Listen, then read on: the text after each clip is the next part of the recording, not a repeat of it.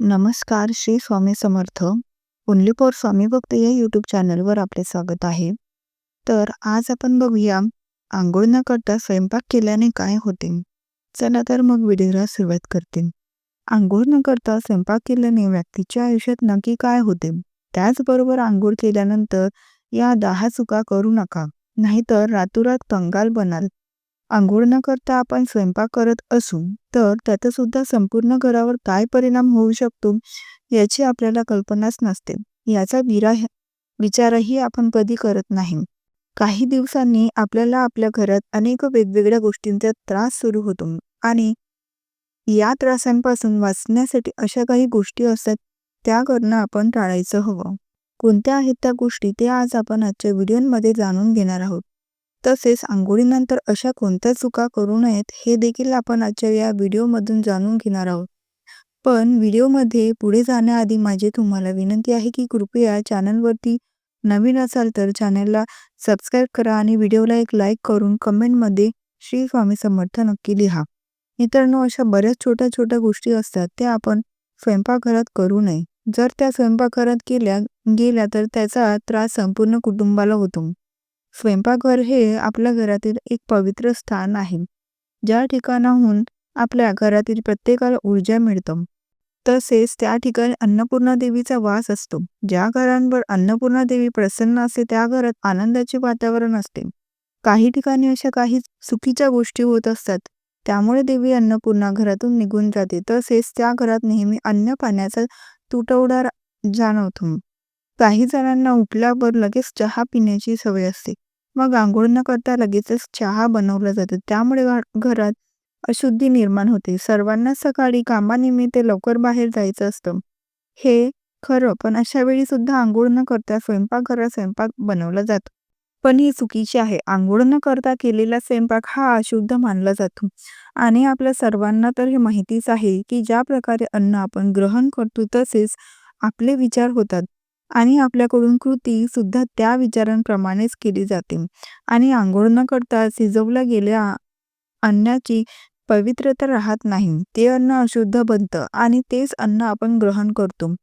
त्यानंतर आपल्या मनात सुद्धा अशुद्धी निर्माण होते आणि या सगळ्या गोष्टींमुळे आपण घरात दारिद्र्य आणि आजारपणाला आमंत्रण देतो. म्हणूनच स्वयंपाकघरात प्रवेश करण्याआधी अंघोळ करावी आणि त्यानंतर स्वयंपाकघर झाडून पुसून स्वच्छ करावं आणि नंतर कामाला सुरुवात करावी. अन्न हे पूर्ण ब्रह्म आहे असं आपण मानतो. त्यामुळे हे अन्न तयार करताना स्वयंपाकघर स्वच्छ आणि सुंदर ठेवावं. काही घरात रात्रीच्या जेवणानंतर भांडी तशीच ठेवली जातात. त्यामुळे सुद्धा घरातील वातावरण दूषित होतं. घरातील लोक आजारी पडण्याची शक्यता असते. त्यामुळे रात्री जेवण झाल्यावर सर्व भांडी लगेच धुवून टाकावी. स्वयंपाक झाला की आता देवाला नैवेद्य दाखवा. यासाठी आपल्याला स्वयंपाक हा अंघोळ करूनच करायला हवा. आपण जर अन्न हे देवाला नैवेद्य दाखवून खाल्लं तर ते नुसतं अन्न राहत नाही, तर ते देवाचा प्रसाद होतो आणि त्यानंतर जेवण करावे. पण हे सगळं तेव्हा शक्य आहे जेव्हा आपण अंघोळीनंतर स्वयंपाक करू. त्यामुळे स्वयंपाकघरात अंघोळ करूनच प्रवेश करावा. आता हे सगळं ऐकून काही जणांना असं वाटलं असेल की सकाळी इतकी कामाची घाई असते, त्या घाईमध्ये अंघोळ कधी करणार? डबे बनवायचे असतात, डबे जाणं महत्त्वाचं असतं, तर अंघोळीसाठी आणखी लवकर उठावं लागेल. आता ही जर तुमची समस्या असेल तर अगदीच बरोबर आहे. पण या पुढची गोष्ट ऐका की अंघोळ करणं का गरजेचं आहे. गरुड पुराणानुसार भगवान श्री हरिविष्णू पक्षीराज गरुडाला स्नानाचे फायदे सांगतात की रात्रीच्या वेळी माणूस खूप आरामात झोपतो तेव्हा त्याच्या शरीरात घाम येतो, त्याचबरोबर लाळही बाहेर पडते किंवा अनेक प्रकारे अपवित्र गोष्टी जमा होतात. सकाळी उठल्यानंतर आणि धार्मिक कार्य करण्यापूर्वी शरीराची अशुद्धता काढून टाकण्यासाठी आंघोळ फार महत्त्वाची आहे. म्हणून माणसाने सकाळी नियमित आंघोळ करायला हवी आणि स्नान आटोपल्यानंतर इतर धार्मिक कार्य करावीत. त्यानंतर प्रभू पुढे म्हणतात की स्नान केल्याशिवाय धार्मिक कार्य केलं तर कोणतेही फळ मिळत नाही. उलट मनुष्य पापी बनतो आणि त्या व्यक्तीला दुःखाचा सामना करावा लागतो. स्नान केलं नाही तर नकारात्मक शक्तीचा प्रभाव त्या व्यक्तीभोवती वाढत राहतो आणि धर्मशास्त्रानुसार जिथे अशुद्धता असते तिथे नकारात्मक शक्तीचा वास असतो.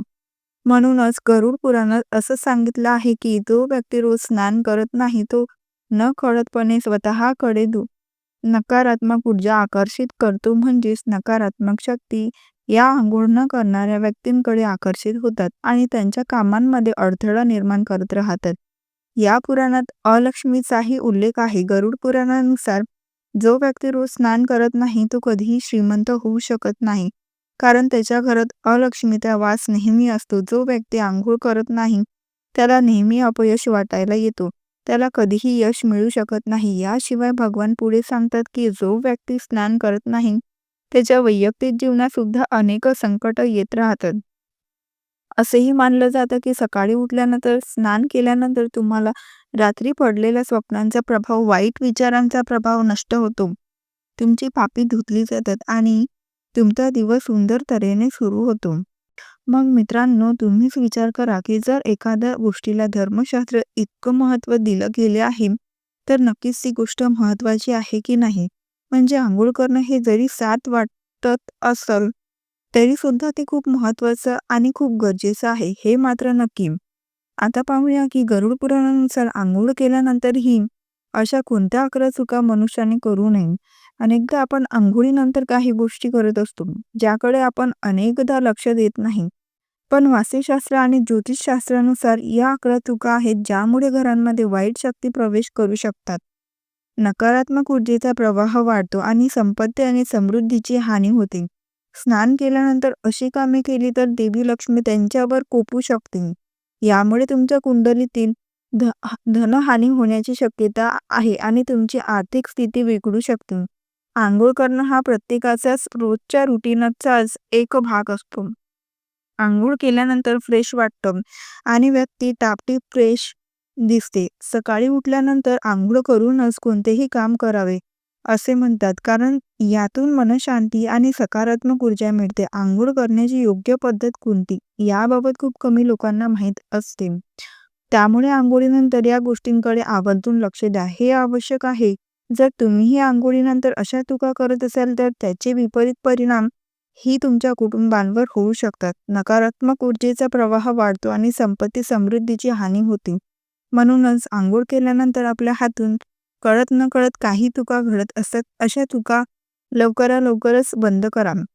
आपल्या वास्तुशास्त्र आणि ज्योतिषशास्त्र असं सांगते की या अशाच चुकांकडे दुर्लक्ष केल्याने ते आरोग्य आणि पैशाकडे हानिकारक ठरू शकतात. त्यामुळे अंघोळ केल्यानंतर कोणती कामे जी आपण दुर्लक्षित करू नयेत. बाथरूममध्ये अंघोळ केल्यानंतर आपण कोणत्या गोष्टीची विशेष काळजी घेतली पाहिजे? 1.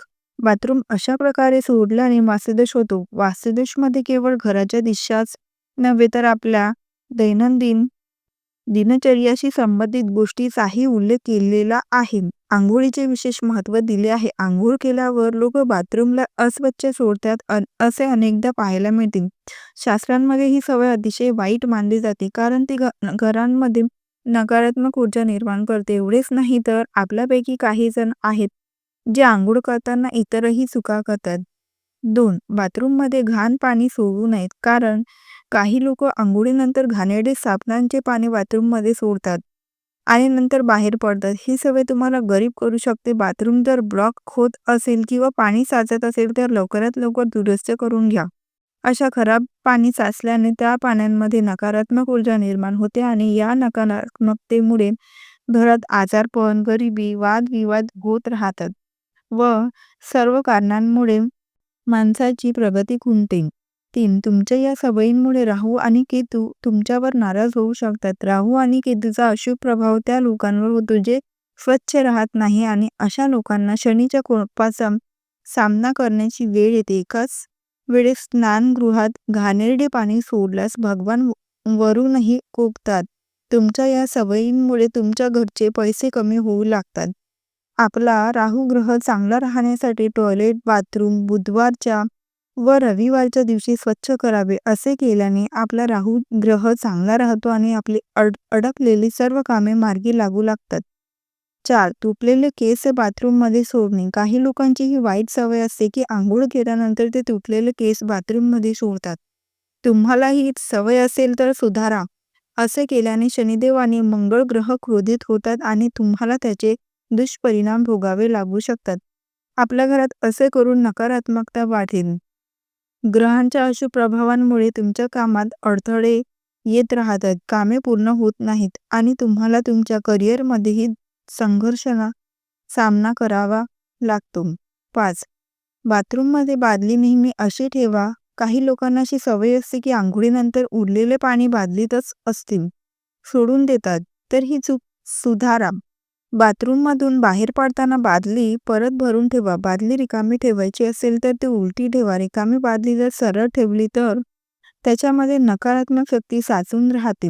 बाथरूममध्ये बादली रिकामी ठेवल्याने धनहानी होते व खूप पैसे दवाखान्यात वाया जातात. घरातील माणसे एका पाठोपाठ एक आजारी पडू लागतात आणि तुमच्या घरात सर्व कारणांमुळे गरिबी यायला वेळ लागत नाही.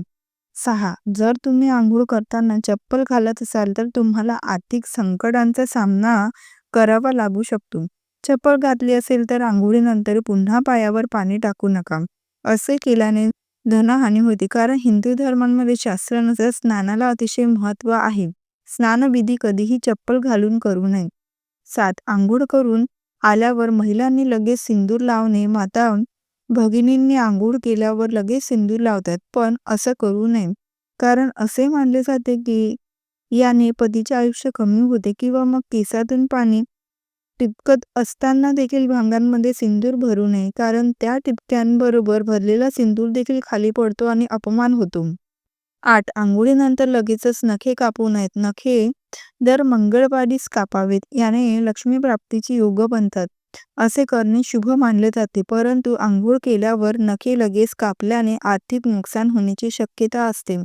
यामुळे आपला बुध ग्रह खराब होतो. 9. अंघोळीनंतर बाथरूममध्ये ओले कपडे तसेच सोडू नका. अंघोळ झाल्यानंतर बऱ्याच स्त्रिया कपडे धुण्याचा कंटाळा करतात आणि मग असे ओले कपडे खूप वेळांसाठी बाथरूममध्येच पडून राहतात. ही सवय पूर्णपणे बंद करा. असे केल्याने सूर्यदेव तुमच्यावर कोपतात.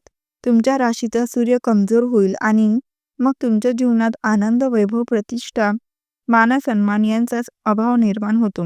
10. बाथरूम उघडे ठेवू नका. याचा परिणाम घराच्या ऊर्जेवर होऊ शकतो आणि पैशाचे नुकसान होऊ शकते. अस्वच्छ पाण्यामुळे जंतू संसर्ग होण्याची शक्यता वाढते. परिणाम घरात आजारपण येते व नकारात्मक शक्तीमुळे घरातील लोकांच्या मनस्थितीवर विपरीत परिणाम होऊ शकतो. अंघोळीचा योग्य नियम म्हणजे प्रथम पाय भिजवावे, नंतर डोके ओले करण्यापूर्वी हळूहळू खांद्यापर्यंत भिजवावे. उच्च रक्तदाब, उच्च कोलेस्ट्रॉल आणि मायग्रेन असलेल्यांसाठी ही पद्धत विशेषतः महत्त्वाची आहे, कारण अयोग्य अंघोळीमुळे स्ट्रोकचा धोका सुद्धा वाढू शकतो. प्रत्येक व्यक्तीने कमीत कमी दिवसातून 2 वेळा तरी अंघोळ करायला हवी. जर तुम्ही जास्त वेळ गर्दीच्या ठिकाणी थांबत असाल तर 2दा अंघोळ करण्याची सवय लावा. यामुळे शरीर आणि मन दोन्ही प्रसन्न राहील आणि आपली योग शक्ती वाढते. निलगिरीचे तेल पाण्यामध्ये मिसळा. जर एखाद्या व्यक्तीला सर्दीचा त्रास होत असेल तर सुरुवातीला 2 आठवड्यात अंघोळीच्या पाण्यात 1 चमचा निलगिरीचे तेल घालून त्या पाण्याने अंघोळ करा. यामुळे सर्दीचा त्रास कमी होईल किंवा मग अंघोळीसाठी घेतलेले गरम पाणी तोंडात भरून गच्च धरा आणि असे 2-3 वेळा करा. यामुळे सर्दी खोकला यापासून आराम मिळतो. 11. अंघोळ करण्याची योग्य पद्धत. पूर्वीच्या काळात अंघोळीसाठी कोणत्याही शॉवरचा वापर केला जात नव्हता. अंघोळ करण्यासाठी पाण्यात उडी मारण्याची प्रथा होती. बदलत्या काळात अंघोळ करण्याची पद्धत ही बदलली आहे. अंघोळ करताना शरीरावर आधी पाणी घातल्याने शरीरातील हीटर डोक्यापर्यंत पोहोचते. सगळ्यात आधी डोक्यावरून थंड पाणी घेऊ शकता, मात्र गरम पाणी घेऊ नये, ज्यामुळे शरीराची हीट डोक्यावर येणार नाही. थंड पाण्याने अंघोळ नेहमी करावी असं शास्त्रांमध्ये देखील सांगितलं आहे. किंवा मग कोमट पाणी असावं अशा पाण्याचा वापर करावा, ज्याचे तापमान रूम टेम्परेचरपेक्षा कमी आहे. असे केल्याने रक्तवाहिन्या आणि आजूबाजूची जागा उघडली जाते. मात्र जास्त गरम पाण्याने अंघोळ केल्यास असे होत नाही, म्हणून नेहमी थंड किंवा कोमट पाण्याने अंघोळ करायला हवी. हिवाळ्याच्या दिवसात तुम्ही कोमट पाण्याचा वापर करू शकता. गरम पाणी डायरेक्ट डोक्यावर ओतल्यावर डोळे कमजोर होतात व चष्मा लागतो. विवस्त्र अंघोळ करणे पूर्णपणे निषिद्ध आहे. विवस्त्र अंघोळ करणाऱ्याला शास्त्रात काय म्हटलं आहे त्यावेळेस श्रीकृष्णाच्या एका घटनेची आठवण करून देत म्हटलं जातं की गोपिका नदीवर विवस्त्र अंघोळ करत होत्या. त्यावेळी भगवान श्रीकृष्णाने त्यांचे कपडे चोरले होते. हे कपडे चोरल्यावर गोपिका फार हताश झाल्या. त्यांनी नटखट कृष्णाला आपले कपडे परत करण्यासाठी विनंती केली. गोपिकांनी खूप वेळ विनंती केल्यावर कृष्णाने त्यांचे कपडे परत केले होते. तसेच त्यावेळी भगवान श्रीकृष्णाने त्यांना या वागण्यातून बोध देत म्हटलं की कधीही आपण विवस्त्र होऊन आंघोळ करणे चुकीचे आहे. असे केल्याने आपण जलदेवता वरुण यांचा अपमान करतो. त्यामुळे सार्वजनिक ठिकाणी अथवा बंद खोलींमध्ये देखील विवस्त्र होऊन आंघोळ करू नये. नकारात्मक शक्ती लवकर शरीरांमध्ये प्रवेश करते. जर तुम्ही विवस्त्र अवस्थेत आंघोळ केली तर नकारात्मक ऊर्जा तुमच्या शरीरात प्रवेश करते आणि तुमची मानसिकता देखील खालावते व नकारात्मक होऊ शकते. म्हणूनच नेहमी असा सल्ला दिला जातो की तुम्ही कपड्याशिवाय आंघोळ केली तर तुमच्यासाठी चांगले राहत नाही. पितृदोष होऊ शकतो. गरुड पुराणानुसार जेव्हा तुम्ही स्नान करता तेव्हा तुमचे पितृ म्हणजेच मृत पूर्वज तुमच्या आजूबाजूला असतात. जर तुम्ही विवस्त्र स्नान केले तर तुम्हाला पितृदोषाचा सामना करावा लागू शकतो. असे स्नान केल्याने आपल्या पितरांना समाधान मिळत नाही. त्यामुळे घरांमध्ये पितृदोष निर्माण होतो आणि ते कपड्यांवरून पडणारे पाणी स्वीकारतात. त्यामुळे त्यांना समाधान मिळते. विना वस्त्र स्नान केल्याने पितरांचा कोप होतो. त्यामुळे मनुष्याचे तेज, बलधन आणि सुख नष्ट होते. म्हणूनच कधीही विवस्त्र आंघोळ करू नये. पद्म पुराणानुसार आंघोळीचे पाणी पितरांना जाते आणि विवस्त्र स्नान करणे म्हणजे पितरांसमोर कपड्याशिवाय स्नान करणे मानले जाते. माता लक्ष्मी क्रोधित होते. शास्त्रात असा विश्वास आहे की जर कोणी विवस्त्र स्नान केले तर देवी लक्ष्मी त्यांच्यावर कोपू शकते. त्यामुळे तुमच्या कुंडलीत धनहानी होण्याची शक्यता असते आणि तुमची आर्थिक स्थिती बिघडू शकते. त्यामुळे आंघोळ करताना या गोष्टींची काळजी नक्की घ्या. जर तुम्हाला ही माहितीपूर्ण व्हिडिओ उपयुक्त वाटला असेल तर व्हिडिओला एक लाईक नक्की करा आणि चॅनलला सबस्क्राईब करून आम्हाला प्रोत्साहित करा. तसेच हा व्हिडिओ संपूर्ण पाहिल्याबद्दल आपणा सर्वांचे मनापासून आभार. धन्यवाद. श्री स्वामी समर्थ.